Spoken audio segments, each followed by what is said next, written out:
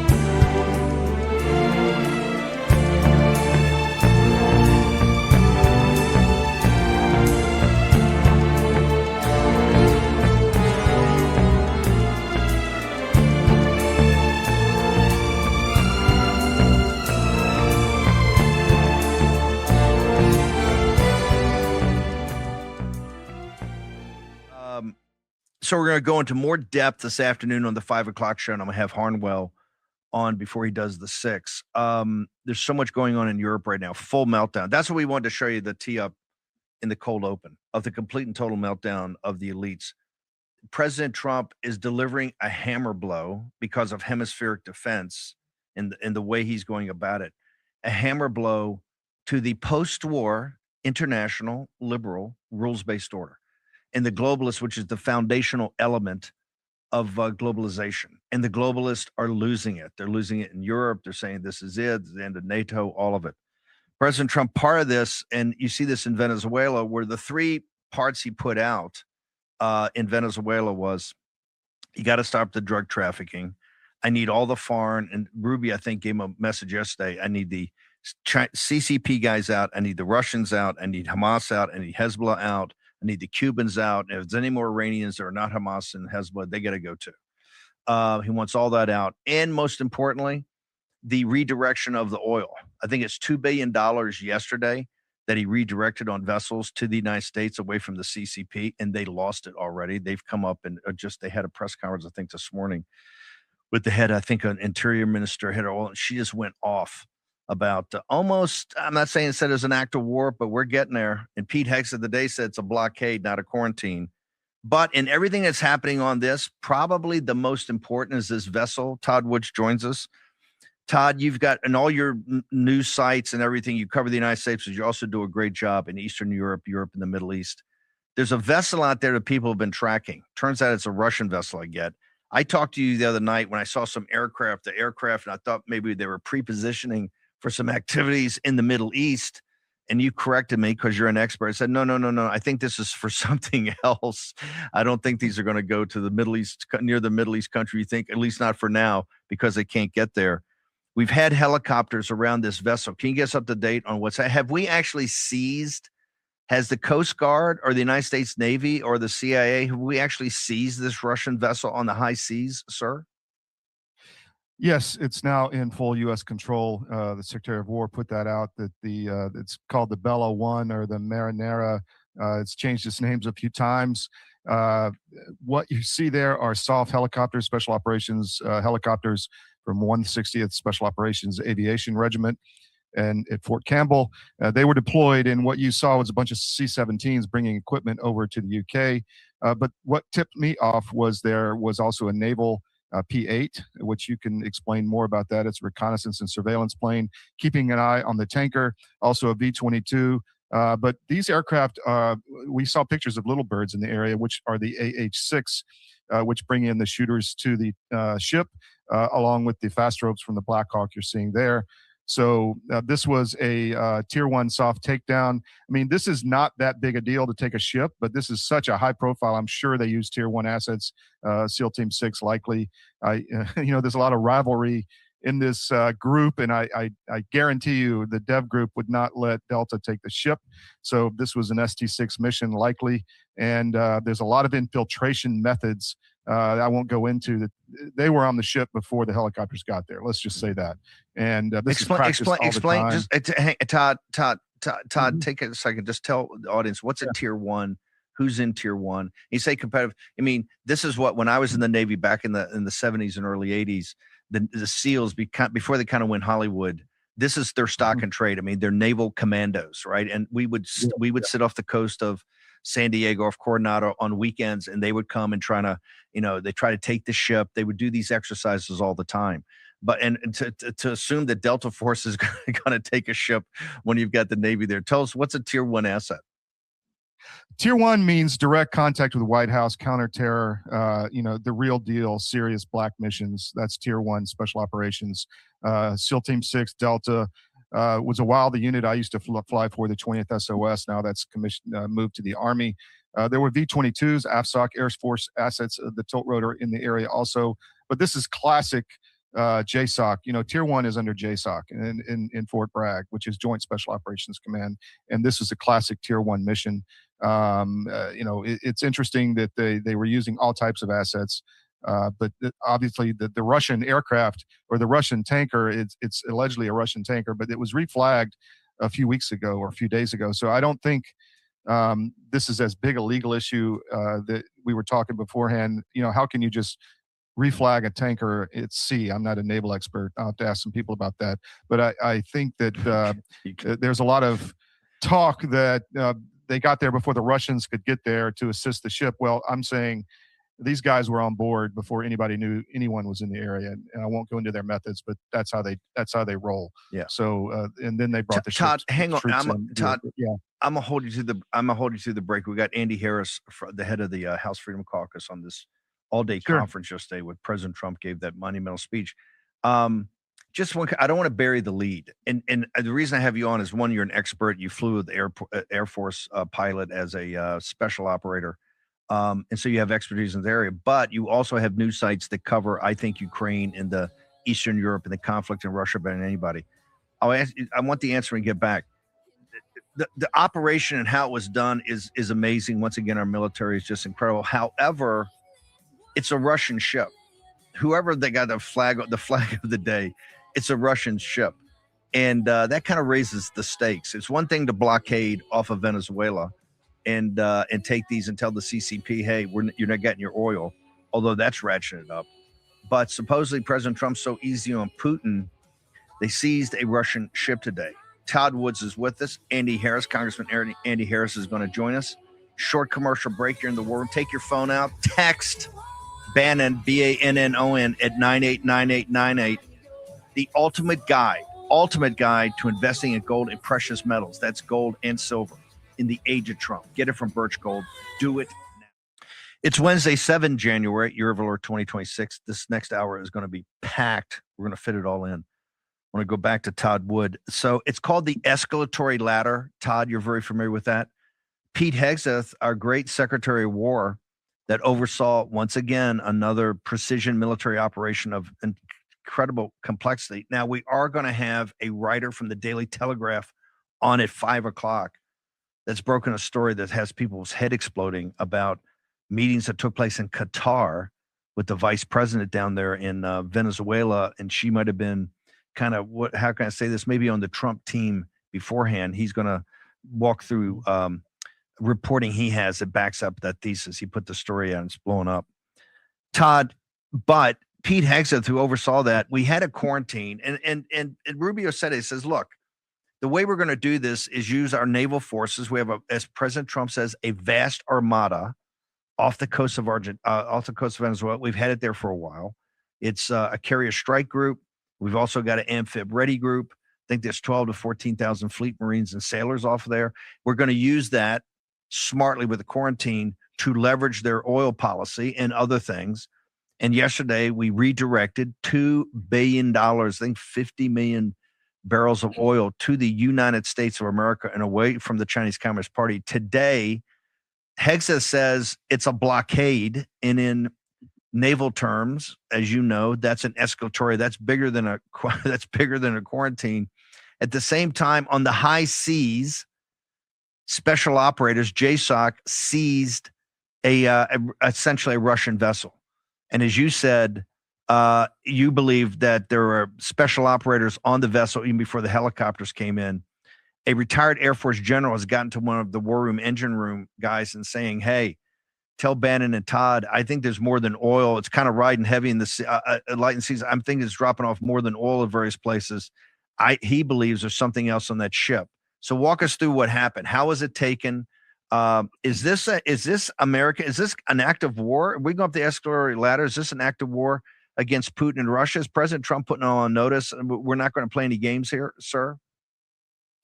Steve, well, the op has been practiced a lot. I mean, this is done in JSOC via exercise all the time, so well rehearsed. Nothing new there. I didn't see anything out of the ordinary with them boarding the ship via heliborne assault. And as I said, likely they were on board or close to it well before those helicopters got there. As far as what's going on geopolitically, I see this in a bigger picture. It's obviously hemispheric defense. I mean, it's the Monroe Doctrine, the Monroe Doctrine, whatever you want to call it. But if you look at it from a bigger perspective, it may be a way to peace in Ukraine, right? If we can get Russia and at least out of Venezuela and other areas in our hemisphere, then maybe there's a deal to be made in Ukraine for peace.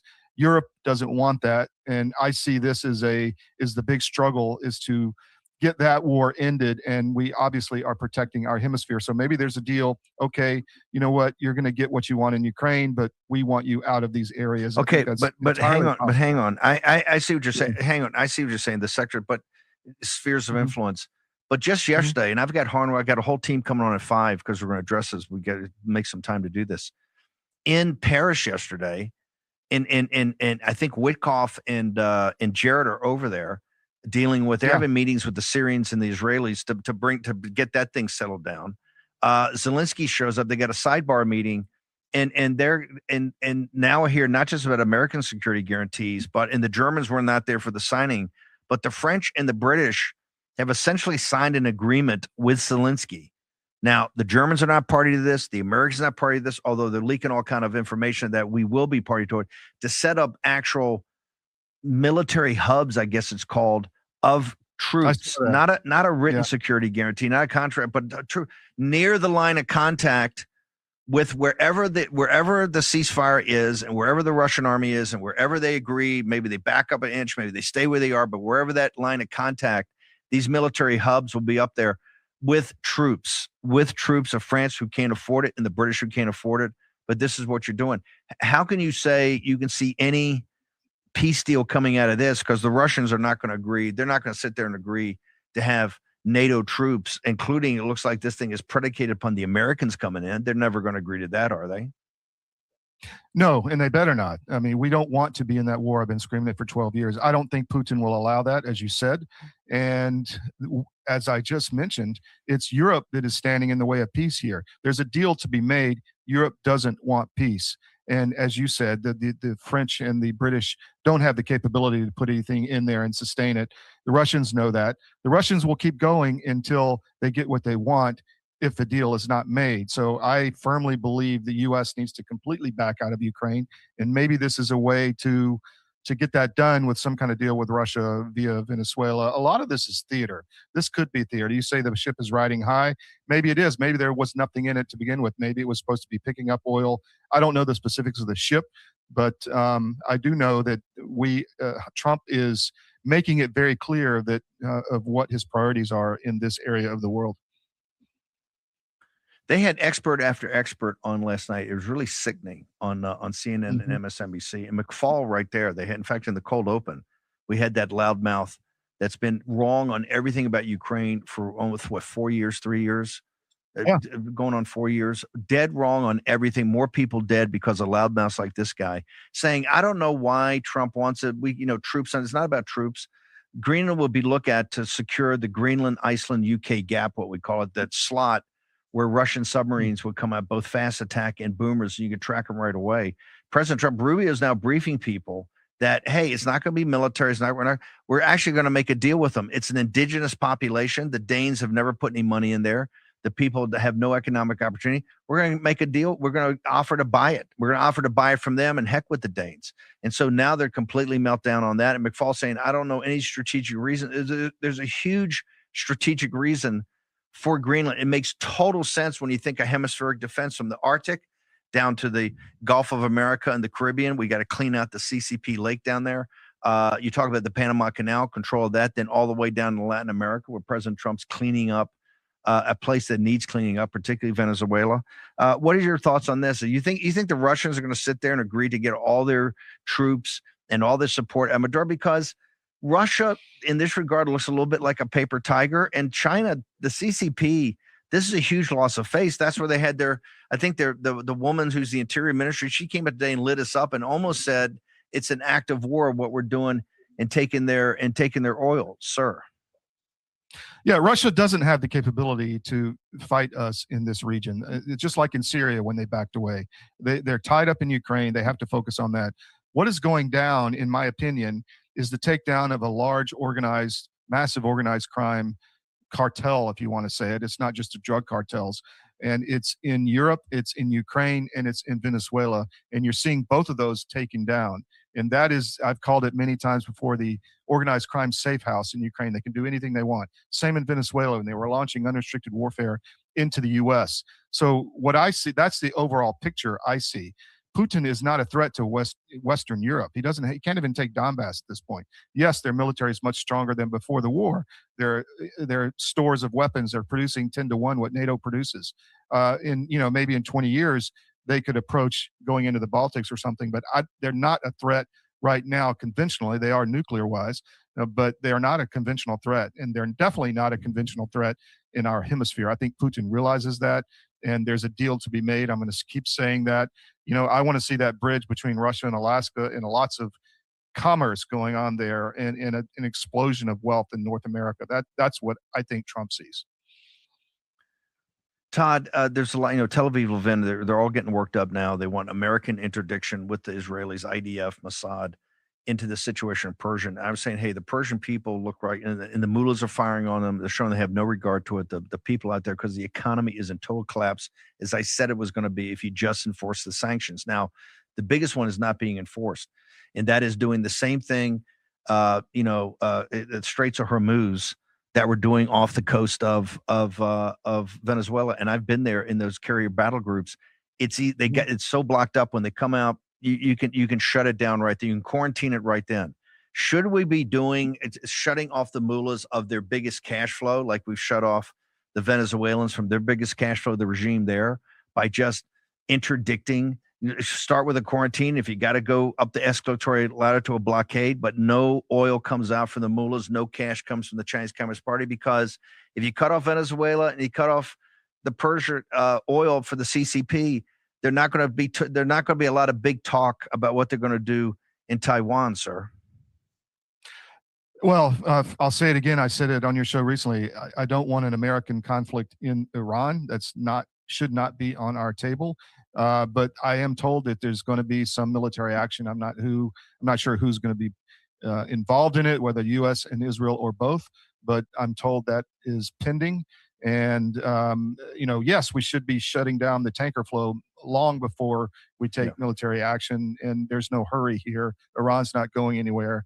As you said, I don't think the nuclear program is as far along as has been advertised. And we need to just continue to put pressure on the regime and let the people on the ground in Iran take care of it, which they're doing. By the way, in Western Iran, can't pronounce the name, Anaban or something like that, a city was taken over by the civilians and the IRCG was thrown out. So this is big news. It's happening, and it just needs to continue to happen all the way across the country. Let the Persians do it. Let the Persians take care of their problem. They know the problems. They know the economy. They know what bad guys these mullahs are. Let the Persians. Don't need foreign interdiction. You particularly don't need Israel and the United States jumping in there, because we're going to get blamed for everything and you're going to get sucked in here. There's many ways to let the Persian people do this. Todd, where do people go to all your news sites? What's the central place they go for all the news? CDM.press. Put us in your scan daily. We would really appreciate it. Sign up for our social media. We got deplatformed, lost 500,000 followers. We're trying to rebuild. So that would be very helpful. Thank you. CDM_press. Okay, guys, we're back. Thank you for holding with us there. Just had to get on Bannon and let him do his thing, and really had no control over it. So I want to bring in Chris Gleason right now. Chris, how you doing, man? Doing well. How are you? I don't have your audio. Hold on one second. Maybe I have this turned off. 1 second. You there? I'm here. Great. And I also want to bring in Dan O'Shea, and let's have a joint talk here. Dan's been patient as well. So the three of us, Dan O'Shea, former SEAL, Naval Academy grad. And Chris, let me talk to you first. What does this Venezuelan op have in store for our elections going forward?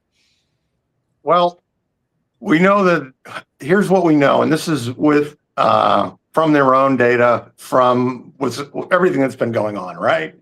The government's own data suggests that it isn't just Venezuela. There are people and factions within America who have subverted our constitutional republic. They've dishonored the sacrifice of everyone who shed blood and spent time overseas.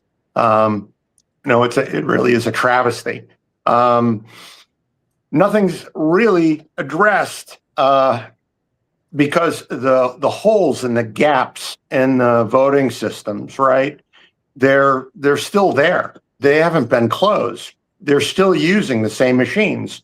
They're still using the Dominion machines. Is rebranded, changed the name. ES&S, HART. Those machines are still being used. And, at the end of the day, yes, maybe the software originated from Smartmatic and Venezuela, but they're not the only ones that have been running this op. And, I've mentioned this before, right? There's a lot, everybody's dirty, so everybody's clean. And there's a lot of people who've benefited from this. But the people who have been harmed the most are Americans, the US taxpayers, and anybody, for that matter, whose country has administered elections with these machines, right? Mm-hmm. So, we have to get rid of these machines. We have to get rid of the vote-by-mail ballots. We have to, really clean up the elections here, because if we don't, I fear that things are going to end up, going kinetic here in the United States. And the very people who are really behind all of this, right? That's what they want. So, we're doing our best every day. We need, we need people to get involved locally, and we need to have them put pressure on this administration and the administrations within their own states, right? I agree completely. So, Dan, what did you see in this ship takedown? Anything out of the ordinary? I saw Blackhawks and Little Birds. What former SEAL, time in Iraq? What did you see? Oh, well, I got the article. I was trying to do some other research. I think your post was kind of the breaking news story on it. I'm just, when you initially sent it to me, because I didn't see it in the news this morning, I thought, okay, it's just another tanker off Venezuela. And then I drilled down. I looked at the Russian tanker, closer to I think England is probably the closest landmass. And the fact that we forward deployed troops, that it wasn't just a random SEAL platoon, because we don't have SEALs in Scotland. We used to have SEALs in Scotland at Unit 2. That got moved to Germany. So I think this, I've been saying this going back to, the announcement, because I think that the raid took everyone by surprise. The fact that it was they were able to pull this thing off, and the scope and scale of what they did in Venezuela, I think now it's even coming to the forefront. There wasn't any reports of injuries or a firefight. Well, now I'm hearing that There were a number of, there was a firefight. There were some operators from our side injured. And all the the Cuban guards on the inner circle that were protecting murder, many of them were killed. I mean, I've heard as high a number as 80 that were killed on target. I don't know if that's the case, but I think all of this, and it's not just going back to the voting. That's actually at its core. But Trump is playing the long game. I mean, it's not even a matter of chess versus checkers. I think he's playing Go. I think he's even the strategy of what is happening and scan out, because again, and I think your colleague, my counterpart here, already stated it. China cannot invade Taiwan without that cheap oil coming in from Venezuela. They've been getting dirt cheap oil. The Venezuela owe them $60 billion plus on infrastructure investment, part of the ring road strategy. I think Trump is collapsing that right now. And again, he's using the Monroe Doctrine, updated version, 2026, if you will. But I just, and I just read an article that about the legalese, the legal right that we have, because U.S. investment of billions of dollars from our oil companies that went into Venezuela, that was all taken from them. And in a court of law, they have the right. And that's why you notice some of the tankers, one of the tankers that was initially taken off the coast of Venezuela, it wasn't flagged properly, so the U.S. let it go. So and the article went in detail that the tankers that we are seizing right now are legitimate property to be held up in court for assets to pay reparations, if you will, due to the court settlement. So this is economic warfare. This is strategy. He is selectively using soft, like a surgical weapon. I mean, you used to fly for the boys. You know exactly what I'm talking about. And now you have probably a SEAL platoon that did this operation off of Europe, because you saw that they have some military assets on. So it's probably a DOD, because I don't think the Coast Guard would be operating that far up. But in this administration, you never know. They may have coasties involved simply for the law enforcement aspect. So I think more details will come out about the Russian tanker being secured, because that's nowhere near Venezuela. And then lastly, and my counterpart was already addressing it, no one's even talking about what's happening in Iran. Iran is about to collapse. And you nailed it on Vene, and I watched the last tail end of it. We don't need to have a U.S. footprint involved in Iran at all, nor Israel. Let the Persian people themselves overthrow the mullahs, and because that's how it needs to be done. A reverse of the 1979. It would be. It's amazing all this is happening right now, and I don't think it's not without coordination, timing being done at the very strategic level at Secretary of War and in this administration and the National Security Council. So I want to ask you in a minute about the flagging of that tanker, because you're a naval guy and I'm curious, but I want to ask Chris, I think this, and I said it on Bannon, that this is a takedown of a global cartel, and they're taking down their safe houses in Ukraine and Venezuela. And the Iran point is key, I think, because the oil going to China's behind a big part of this cartel, but I think it's a group of entities. What do you say on that, Chris? Absolutely. I mean, we know that China has been waging unrestricted warfare against America since they introduced the doctrine in 1999. And all of these things that we're seeing, it's just an extension of that. We saw it with COVID-19.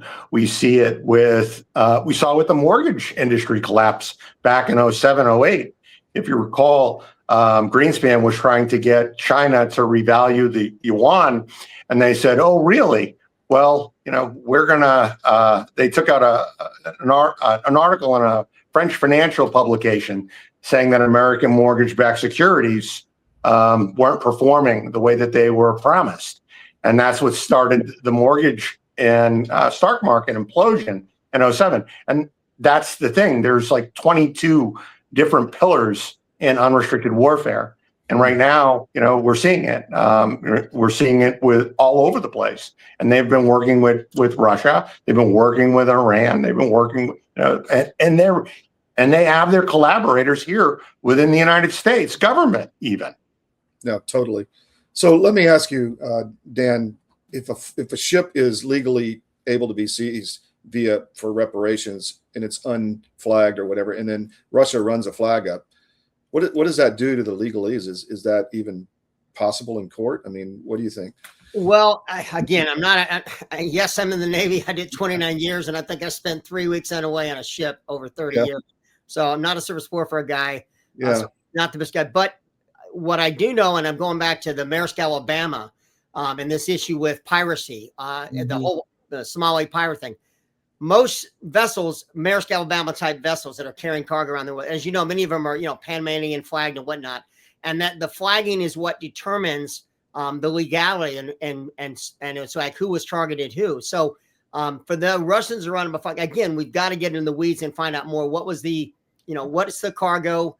There's going to have to be a justification, because for us to, it's one thing to be taking down ships off the coast of Venezuela when we're enforcing a naval blockade.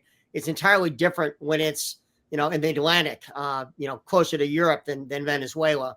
But, again, and your colleague, we all keep hitting around these points.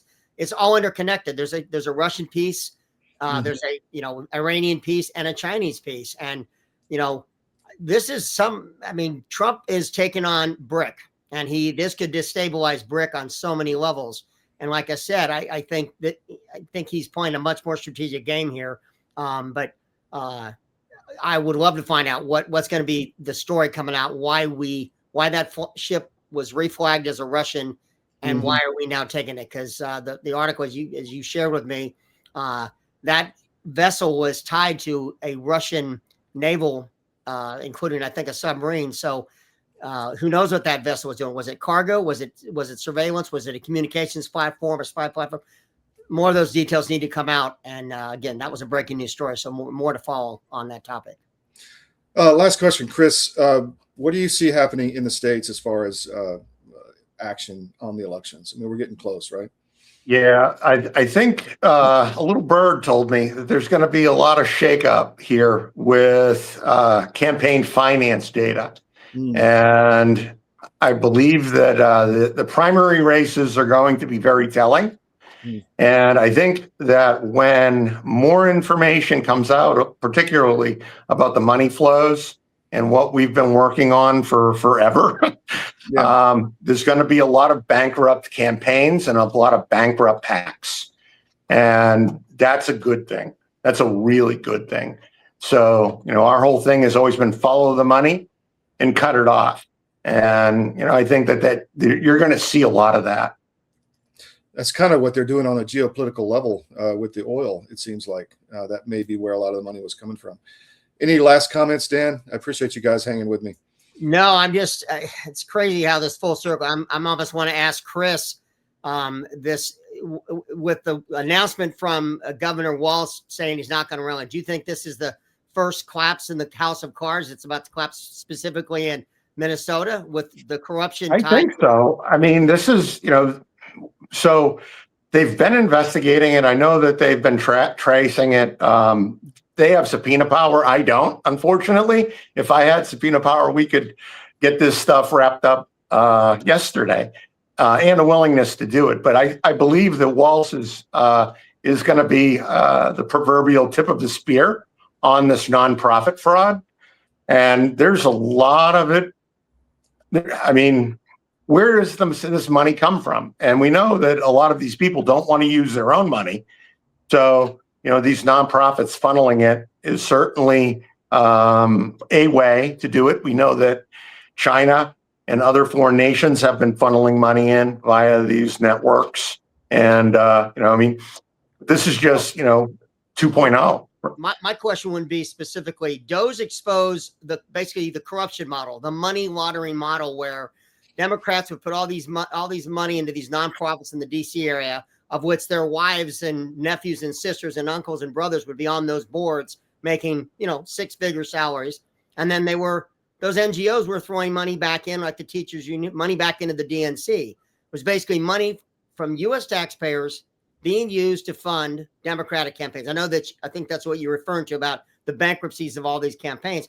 But why aren't, the administration and or Republicans, that all that information came out about Doge, the corruption, and now we got Minnesota, which was found out by that young reporter who had nothing to do with any someone in the state house. As Walt said, we've been investigating the scandal for months. So really, Nick Shirley exposed it in the space of a a video posted to X. So I just want to see, like you said, follow the money. But I hope they take this down to its core, because it will collapse if everything from Doge that was revealed and what we're seeing in Minnesota. Because I'm from California, and that state is primed for the same level of corruption too. And we know the guy the guy that's leaving that office, where he wants to go next. So let's hope Walz is the precursor to what's going to happen to governor out in California, who trust me, has destroyed that state and somehow is a front-leaning candidate for, for that party in the next presidential election, God forbid. Any last thoughts, Chris? At the end of the day, it's going to take the will to do this and the will to prosecute, because it's not like the people at the DOJ who are in charge right now. It's not like they're in the dark about a lot of this. And, I've personally had conversations with them, and Todd will tell you, my emails are quite prolific. So, we have to, we have to hold everybody accountable. And, frankly, there's a lot of Republicans, Democrats are not alone in this. And the Uniparty has also utilized these funding mechanisms as well. So we just have to really hold them all accountable. Yeah. Gentlemen, thank you. Well, did you have something else, Dan? No, I just agree with you 100%. They're both parties are corrupt, and all of it needs to be, rooted out for sure. Thank you for hanging with us. It was the first time we kind of live streamed on Bannon during a live show. So a few hiccups, but thanks for staying with us, both of you. I really appreciate your insight, and we'll have you back soon. Take care, both of you. Thanks, Todd.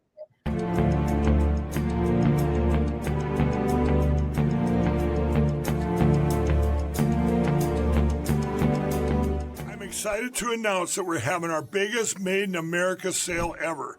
We just put huge discounts on products made right here in the USA. My Pillow bed pillows, body pillows, go anywhere pillows, bolster pillows, all made with my patented adjustable fill. Mattresses, mattress toppers, mattress pads, adjustable bed frames, mattress foundations, and so much more. All made right here in the USA. And now we're expanding our USA products beyond just quality sleep. Like the cross I wear every day, now available in both men's and women's. We even have USA-made socks. And are you tired of being tired? Try our new health beverage, Rev 7. Or how about my coffee, the greatest coffee ever. So go to mypillow.com or call the number on your screen. Use this promo code to get deep discounts on all these products.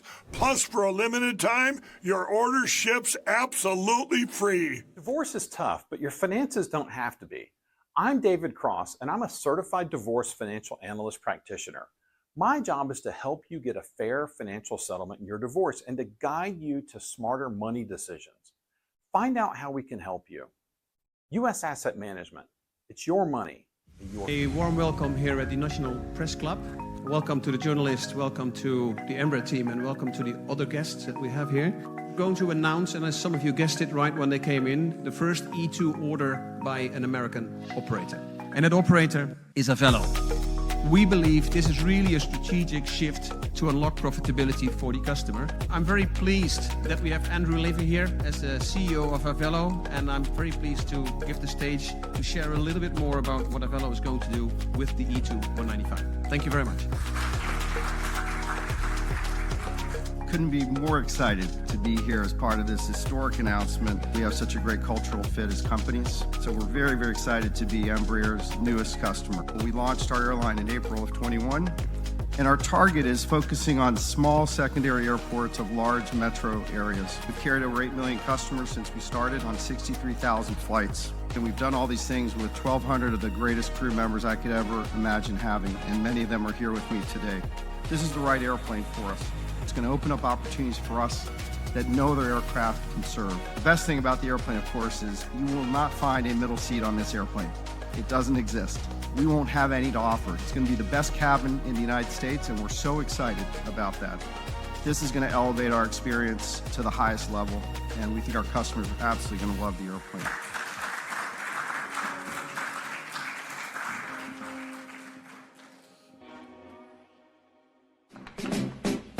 fighting soldiers from the sky.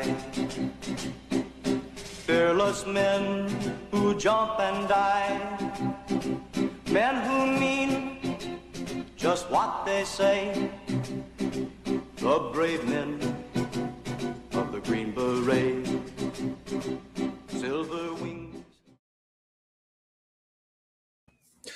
Welcome back to the SCIF. Heck of a day. Thanks for holding with us, hanging with us through all of that. We'll cut those clips from Bannon and put them up on cdm.press later today. Just want to wrap up everything that's been going on or talking about today. There's a gang war going on against different deep states. There's one in Russia. There's one in the US. There's one in Europe. China's involved. The cartels are involved. It's gang war of the elites. And what we're going to do here at CDM is bring you the most credible truth that we can day after day to help you make sense of it all and help your involvement at your local jurisdictions. CDM.press is our main site. Please put us in your daily scan. We're global news without the globalist spin. And you can help us by going to my.cdm.press. That's my.cdm.press. And sign up for our no ad subscriptions. You get access to all of our content from our reporters literally all over the world. We're so busy here. We're up all night curating news and bringing you what we think you really need to know. We're a wire service. We have people on the ground, not just reading Telegram channels or X. So support us that way. It's $10 a month or $100 a year. You get access to all of our content. You can move between the sites with ease and no ads pop up on your phone, no display ads or whatever. Otherwise, we have to serve ads because we have to survive and make money. And shout out to Avelo Airlines, our new sponsor. Really, really great experience. Check them out at aveloair.com. I didn't get to do the mission brief today, so let's do that real quick. Today is Jan 7. I'm your host, Todd Wood. This is your mission brief. We were right. It was a ship takedown. That's why the SOF aircraft moved into the UK. We talked about that with Bannon. Military action pending in Iran, we're told from a source. Trump to sell Venezuela oil. This is a big one, and we talked about that with Bannon and with the boys. We're going to continue on this story. I think there's going to be more to come. It's such a hard news flow. I mean, it's a fire hose. We try to get out what needs to be told. White House put up a J6 website, and DOJ is suing Connecticut and Arizona for failing to provide voter rolls. A lot of stories. Let me just see what else is on here. This is the homepage of cdm.press. You've got the Trump Vene oil thing there. You've got the Georgians for Truth article on the Georgia State Election Board and the governor going after trying to shut down the election board because they're having results, fixing the elections in Georgia. So much going on.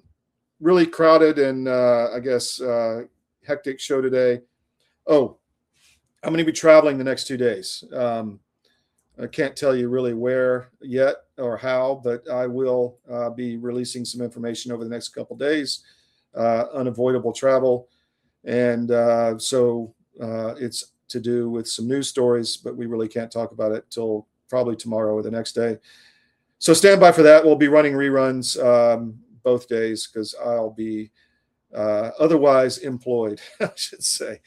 So thank you for today. We'll be on the SCIF with the rerun the next 2 days, and I'll be back live Monday through Friday, 10 to noon Eastern.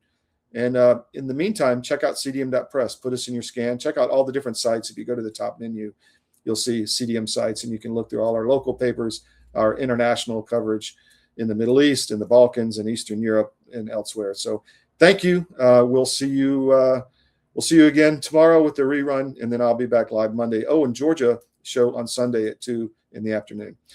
Thank you. Take care, guys. We'll see you.